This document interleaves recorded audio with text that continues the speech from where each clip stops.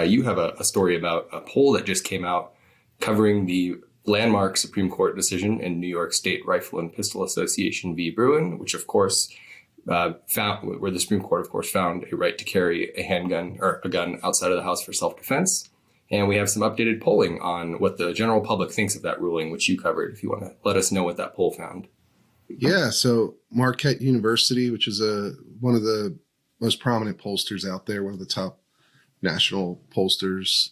There's a couple of universities that have like a polling operation. They're one of the most notable ones. They did a poll asking about all kinds of questions about the Supreme Court and recent cases, especially high-profile ones. And of course, they asked about Bruen.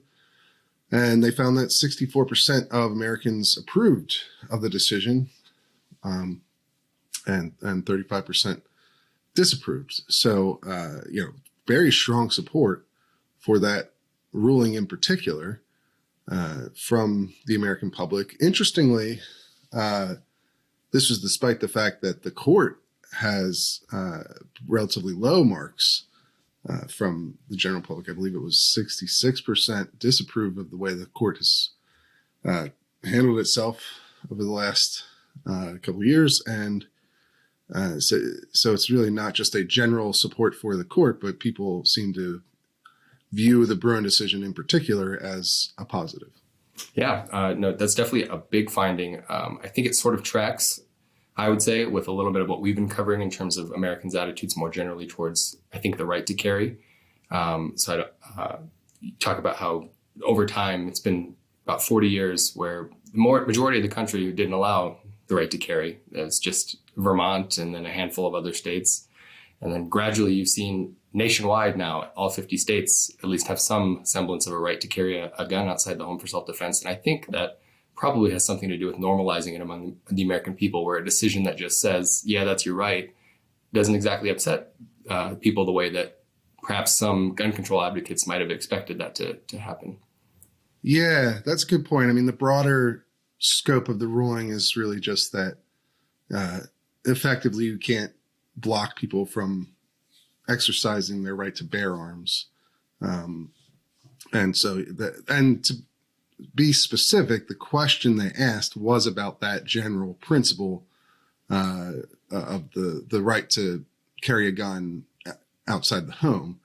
And so it didn't get into all of the details of Bruen. Obviously, there's the new standard that the court set in the case for how to decide future gun cases, which is certainly still very controversial among activists, right? Among gun control activists, and left-leaning academics are still very upset about the new standard that's in place. That'll probably have a much larger impact than the specifics of this ruling itself. And the poll doesn't ask about that in particular. So it'd still be great to get even more polling on the issue. It's really not something that gets polled a lot. Right. But clearly Americans approve of the overall concept of what this court did in this case.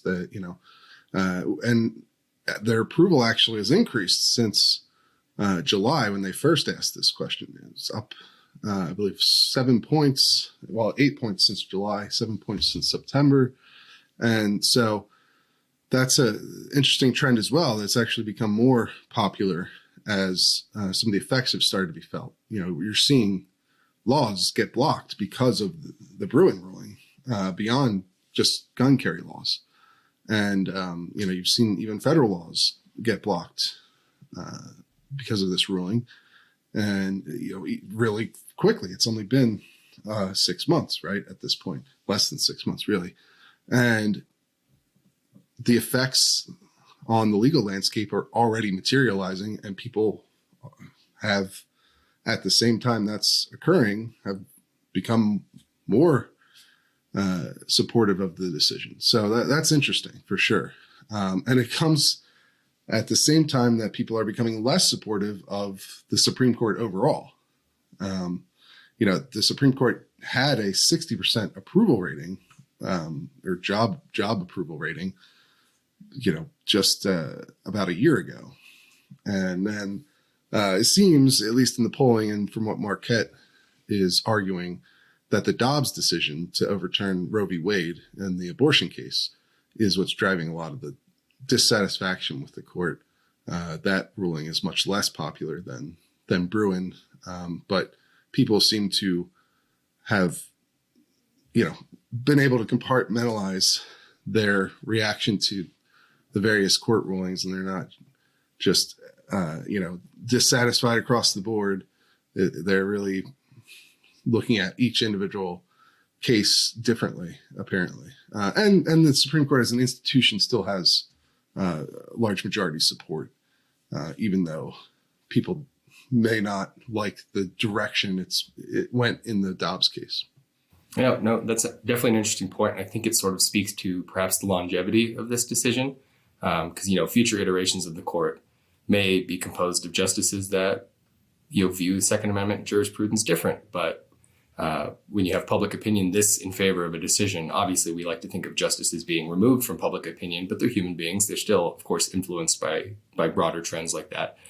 So I think that does speak, at least for now, speaks well to the staying power of that decision. Decisions like Heller, decisions like Bruen, where their basic holdings, talking about the right to keep a handgun or the right to carry a handgun for self-defense, have sort of become normalized and embraced by the culture. I think you'll see much more staying power for things like that because it has such buy-in from the public. Yeah, I think that's a great point. And that really the court was a late mover on this stuff compared to public opinion, because, handguns were extremely popular by the time the court got around to ruling in Heller, which effectively in practice just said that handguns can't be completely outlawed. And by that point, nobody wanted to outlaw them, like they may have, according to, Gallup polling decades back. That was the initial big focus of, the current gun control movement. The Brady groups were started as handgun control groups. And, they've obviously shifted course completely since that time because that position just became completely untenable.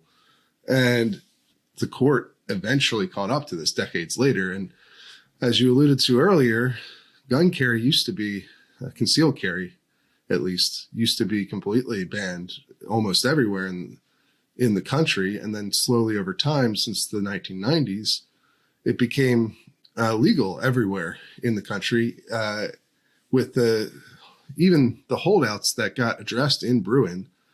It was technically legal to get a concealed carry license and carry a gun. And people, they did issue them in most of those states. They just were extremely, extremely restrictive in who actually got permits.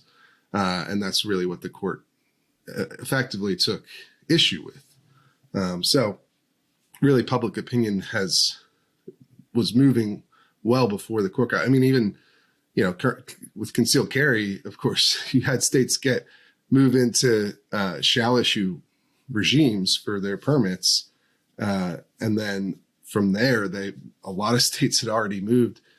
25 states by the time the court ruled in Bruen had already adopted constitutional carry or permitless carry, which doesn't require a permit at all, right?